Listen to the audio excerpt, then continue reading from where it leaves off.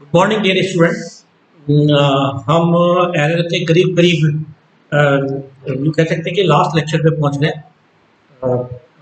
उसके बाद प्रैक्टिस करनी पड़ेगी आपको। जितनी प्रैक्टिस करेंगे उतना आप अपने आप को रिच पाएंगे।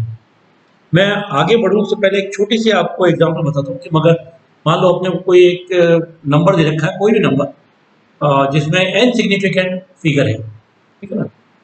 से मैंने एक कोई नंबर बोर्ड पे लिख दिया कि 2.303। मेरे को पता है कि इसमें 4 सिग्निफिकेंट फिगर है। दिखने में लगता है कि नंबर ये एग्जैक्ट है, बट ये एग्जैक्ट नहीं है क्योंकि राउंड ऑफ ऑलरेडी हुआ है। तो राउंड ऑफ हुआ है तो इसका मतलब इसमें कुछ एरर नहीं। तो इनके जो एरर के लिए जो हम काम में लेते हैं फॉर्मूला, डेसिमल के बाद हम देखते हैं कि कितने पॉइंट है, 1 2 और 3। तो इसमें जो एरर होगी वो एरर इसके अंदर होगी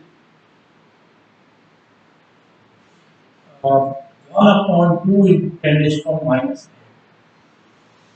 ये अपने पास जनरली हम एरर के लिए काम में। तो अगर इस पर्टिकुलर नंबर को मैं काम में लूँ तो इसमें एरर कितनी होगी? इसमें एरर होगी 1/2 × 10⁻⁻। उसका मतलब 1/1000। ये इसमें एरर है। तो अगर हमें इसको राउंड ऑफ करना है, इसको नंबर को लेना है, हम लिखेंगे 2.303 प्लस माइनस 0.123।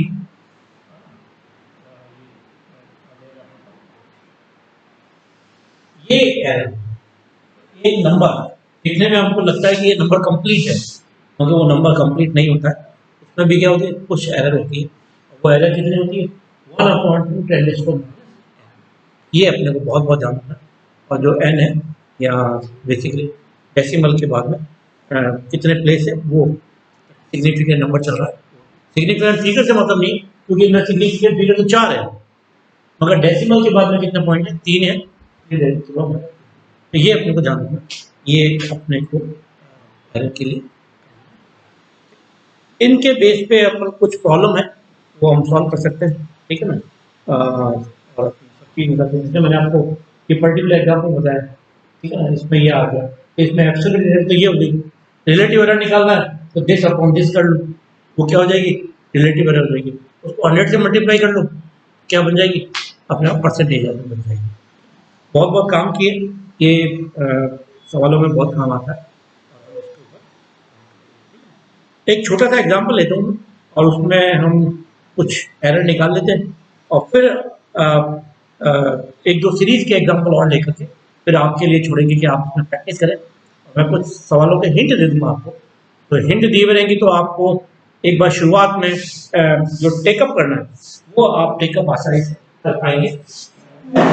जितनी आप इसमें मेहनत करेंगे उतना आप अपने आप को प्राउड पाएंगे। प्रैक्टिस आपको करनी है। मैथमेटिक्स कभी भी टीचर की कराने से कभी भी नहीं आती है। मैथमेटिक्स के लिए आपको प्रैक्टिस करनी है। मान लेते हैं कि u इज इक्वल टू, एक एग्जांपल है 5x y² z। ये मेरे पास कोई एग्जांपल है, ठीक। इसमें x y z की वैल्यू दे रखी है। मान लेते हैं x y और z है, ये सब 1 के बराबर है। Delta x equal to delta y equal to delta z।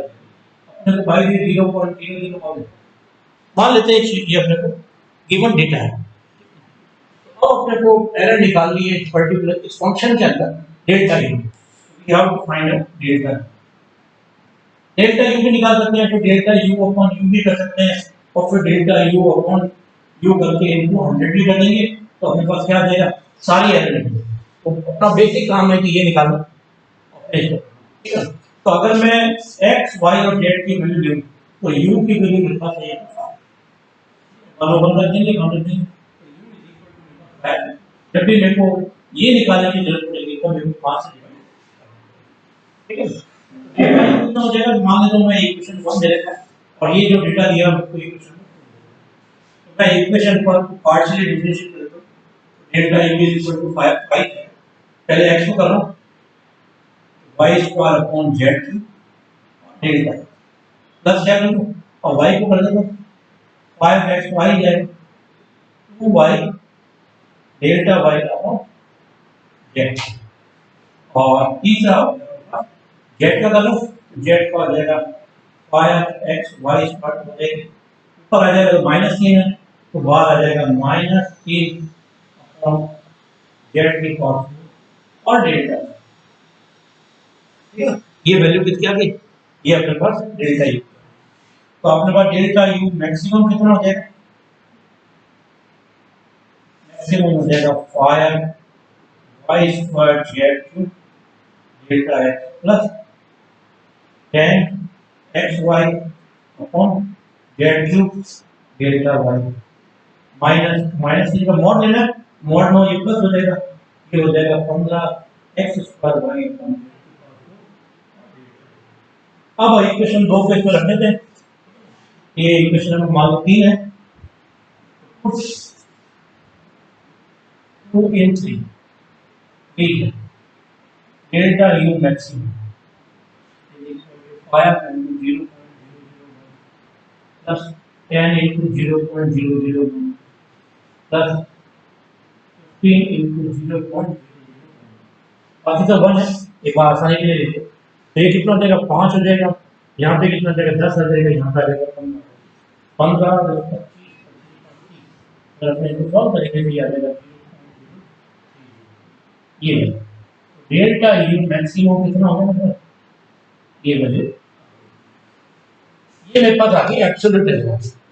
और ये जो एब्सोल्यूट एरर है इसको हम आगे अपन कैलकुलेशन में काम में ले लेंगे और सॉल्व कर देंगे। रिलेटिव एरर निकालनी है, रिलेटिव एरर हो जाएगी delta U maximum upon you, ये कितनी है 0.030 अपॉन 5, और ये कितना हो गया 0.0 और ये आ गया। और अपने को परसेंटेज एरर निकालनी है, ई के बराबर होता है 100 या परसेंटेज है, 6 से गुणा कर देंगे, मल्टीप्लाई कर देते हैं, नंबर आ जाएगा 0। ये तीनों तरह की जो है तो आपको इस तरीके से इस सवालों को निकालना, छोटी चीजें हैं मगर सारी अपने को आनी चाहिए, ये कॉम्पिटिशन में जाएंगे सब कुछ होगा। ये एक छोटा सा एग्जांपल था जो अब हम आगे चलते हैं, कुछ सीरीज के सवाल करते हैं कि किसी सीरीज को कहाँ तक कंप्लीट कर सकते हैं। ये छोटा सा अपने एग्जाम के अंदर कॉम्पिटिशन के अंदर आपको प्रोसेस आना चाहिए। एक ध्यान रखना, साइंटिफिक कैलकुलेटर आपको अपने पास रखना है। Scientific calculator numerical method, physics और मैथमेटिक्स दोनों में अलाउ होता है। आपको साइंटिफिक कैलकुलेटर आप खरीद लीजिए, नहीं है तो आप उसको परचेज कर लें, और परचेज करने के बाद में ही ज़्यादा अच्छा रहेगा कि आप एक्सरसाइज करना शुरू करें। बाजार में बहुत साइंटिफिक कैलकुलेटर आ रहे हैं, कोई भी ले लेना है ना, जिसमें लॉग इनवर्स सब कुछ चीज़ें निकाल सकते हैं, ठीक है, बहुत सारी चीज़ें बाजार में अच्छा मिल जाए। और आपने हमेशा पूरे न्यूमेरिकल मेथड्स में भी काम आएगा, यहाँ पे भी काम आएगा, और कभी कोई मैथमेटिक्स की प्रॉब्लम करेंगे इस पर्टिकुलर में ध्यान रखना, साइंटिफिक कैलकुलेटर अलाउड होता है। मैं एक छोटा सा आपके सामने एग्जांपल ले रहा हूँ मैक्लेरन सीरीज का, है ना, कि उसमें एक्सपेंशन है, ठीक है। तो आपने को दे रखा है e की पावर x का अपन जानते हैं क्या होता है 1 + x + x square upon factorial plus x cube upon factorial and so, ठीक है, ये होती है। इसकी nth टर्म क्या होगी वो आपको पता ही है, x की power n - 1 upon factorial n minus, ठीक है ना, ये होती है। और ये इंफिनिटी फाइनाइट। अब मैं इसको लिखता हूँ रिमाइंडर टर्म। मैं आगे पहले जब अपने थ्योरम्स करी थी तो मैं आपको पहले बता चुका हूँ कि ये सारी चीजें। और रिमाइंडर टर्म क्या होती है, सिंपली आपको देखो r into n होता है, और जो n के बारे में इंफॉर्मेशन देगा वो ये देगा, वो देगा x की power n upon factorial n into e की पावर, और जो जीटा है वो विद इन जो अपने को रेंज दे रखा होगा उसी के अंदर काम करेंगे, जो x की वैल्यू होगा उसी। तो जीटा को अपन बेसिकली कहते हैं कि 0 से बड़ा होगा और लेस देन क्या होगा x, और अपने को कहेगा किस x की वैल्यू के लिए इसकी वैल्यू निकालना, उसके लिए अपन सॉल्व। तो लेट अस अपने को कॉलम दे दी, ये कॉलम दे दी e की और x की हम आपको 8 डेसिमल पॉइंट का करेक्ट आंसर चाहिए, ठीक है ना। 8 डेसिमल प्लेस तक हमें चाहिए, कहाँ चाहिए, x बराबर वन के लिए। इजी के सिंपलीफाई करते हैं, इजी करते हैं, ये कुछ ज्यादा टफ नहीं करते, कोई भी वैल्यू रख सकते हैं, मगर अपन अभी हम लेके काम चल रहे हैं कि x बराबर वन। तो हम इसमें कैसे आगे बढ़ेंगे? देखिए अभी अपन ने कहा कि जो हमारे पास एरर होती है, कोई भी नंबर दिया हुआ होता है तो भी उसमें एरर की वैल्यू कितनी होती है? एरर की वैल्यू होती है 1 upon factorial 10 is power minus 10, 10 is power minus n। मैंने अभी पहले बताया था कि 1 अपॉन 2 10 की पावर माइनस 10। अगर राउंड ऑफ करना है मेरे को nth प्लेस तक डेसिमल के बाद में, तो उसके अंदर एरर इतनी है। तो इसका मतलब है कि मेरे को जो रिमाइंडर टर्म्स में जो रहेगी एरर है, एरर की वैल्यू कितनी, अपने को 8 डेसिमल पॉइंट तक करेक्ट चाहिए। तो मेरे पास एरर कितनी होगी? एरर होगी 1 अपॉन 2 इंटू 10। ये मेरे को ऑटोमेटिकली मिल गया। इसका मतलब है कि मेरे पास जो सीरीज लेंगे हम कहाँ पे लेंगे, उसमें जो रिमाइंडर टर्म की वैल्यू है इस वैल्यू से क्या होनी चाहिए, छोटी होनी चाहिए। ये जान तो हमारे पास कंक्लूजन क्या हो गया, x की पावर n बड़ा नहीं लेके छोटा ले अपॉन फैक्टोरियल n e की power beta should be less than 1 upon 2 into 10 8। ये अपने पास अपने को गिवन हो, x बराबर कितना है 1 है, e की पावर जीटा है, ये छोटी है। तो हम एक बार इसको नेगलेक्ट कर देते हैं, सिंपली अपने पास आ जाता है x की power n upon factorial n should be less than 1 upon 2 e की power 10 is power minus 8। x की वैल्यू 1 है। एक छोटा सा काम करते हैं, ठीक है कोई दिक्कत नहीं। n जो प्लेस चाहिए अपने को, ये n है तो यहाँ पे भी अपने को n बढ़ा देना है, क्योंकि मैंने वहां पे क्या ले लिया, n बढ़ा दीजिए, छोटी सी बात बताना है, ये अपने को n बढ़ा देना x की जगह 1 रख देते हैं, तो 1 upon factorial n should be less than कितना हो गया 1 अपॉन 2 10 टू पावर माइनस। तो थोड़ा और सिंपलीफाई कर लेते हैं, सिंपलीफाई कर लेते हैं तो क्या हो जाएगा 2 अपॉन 10 टू पावर माइनस, ये दो तो क्रॉस मल्टीप्लाई के सामने आ गया, minus 8 should be less than factorial n। और ये इसको आगे कर देते और करते करते 2 into 10 is power 8 should be less than factorial. अब हम कैलकुलेटर में अपना जो साइंटिफिक कैलकुलेटर है उसमें अपन अप्लाई करेंगे और देखेंगे फैक्टोरियल n, मैं इसको 10 11 12 जो भी होगा वो लेके काम करेंगे, तो हम देखेंगे कि n की वैल्यू 12 आती है। ओके, तो फैक्टोरियल n की जो वैल्यू 12 रखेंगे वो इस वैल्यू से क्या आती है, ज़्यादा आती है। मेरे पास n इक्वल टू कितना हो गया 12। इसका मतलब ये है कि हमारे को ये जो सीरीज के अंदर काम करना, मैक्लेरन सीरीज के अंदर काम करना, अगर इसको मेरे को 8 डेसिमल के बाद में 8 पॉइंट तक सही रिजल्ट चाहिए, तो मेरे को इस सीरीज के 12 टर्म को क्या करना पड़ेगा, काम में लेना पड़ेगा। इस तरीके से हम क्या कर सकते हैं, सारी प्रॉब्लमों को सॉल्व करते हैं। मैं आपको 2-4 प्रॉब्लमों के और हिंट देता हूँ कि उनको कैसे करेंगे, और फिर आप उनको अप्लाई कीजिए और खूब जितने प्रैक्टिस आप करेंगे वो काम में आपको वो रिच करेंगे। मैं आपको हिंट दे रहा हूँ कुछ चीज़ों की, और वो हिंट आप सारे करें, बाकी जो किताब के अंदर आंसर प्रॉब्लम है फिर आपको प्रैक्टिस करना है, ठीक है। प्रैक्टिस कर करके आप हो जाएंगे एकदम बढ़िया होशियार हो जाएंगे। छोटी छोटी प्रॉब्लम है आपको, मैं एक छोटा सा एग्जांपल के लिए दे रहा हूँ आपको कि मान लो आपको दिया हुआ है लॉग बेस ई कर 1 प्लस एक्स माइनस, इसकी वैल्यू आपको इस प्रॉब्लम में दे रखी, मैं आपको इसको कॉल करके बताता हूँ कि कैसे अपने को इसको सॉल्व करना है, ठीक है। तो ये आपको गिवन है, ये है 2x plus x cube upon 3 plus x की पावर 5 अपॉन 5 एंड ये दे रखा है, ये दे गिवन। और ये कहता है कि calculate the value of log e 1.2, ठीक है ना, करेक्ट 7 डेसिमल ये आपको दे रखा है 7 डेसिमल 7 डेसिमल।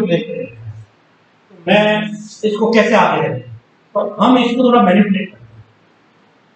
लॉग की 1.2 अपॉन 1, इसको मैं ऐसे लिख देता हूँ लॉग की 1 प्लस 1 अपॉन 11 1 माइनस 1 अपॉन, इसमें आप सिंप्लीफाई कर सकते, ये की वैल्यू आ जाती है, कोई नई चीज नहीं है, सिंपल सा प्रैक्टिस करना।